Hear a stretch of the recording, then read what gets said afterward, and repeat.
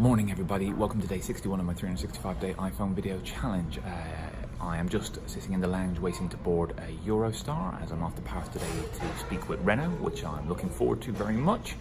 And we've been talking about trust this week, and one of the ways to foster trust is to ask good questions, to build trust by asking questions. And one of the things I always do when I speak to a client is try and ask lots of questions about what they're trying to achieve, etc., etc.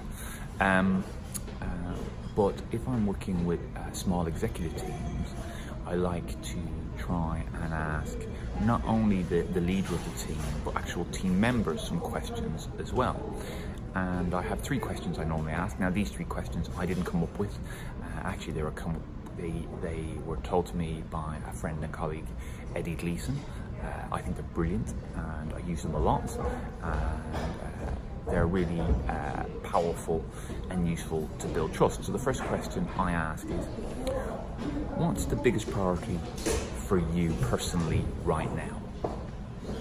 So I will ask the team leader that question, and they'll give me a list of things. And then the second question I will ask is, what's the biggest priority for your team right now?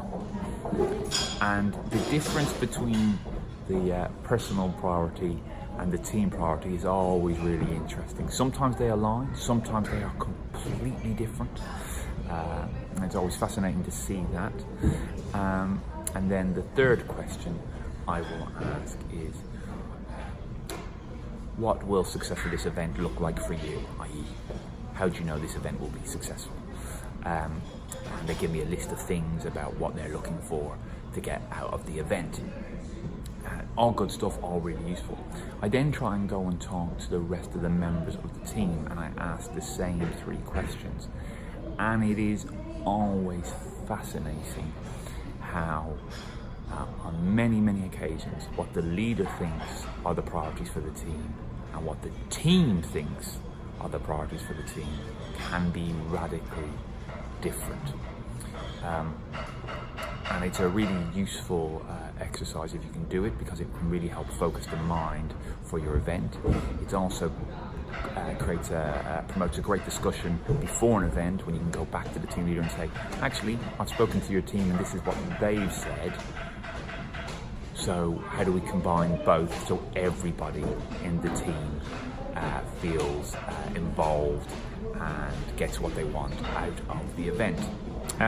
Really useful if you ever run a team event, or you're running any kind of training. I'd encourage you to ask those questions of your team and see what they come up with. I will speak to you tomorrow. Bye-bye.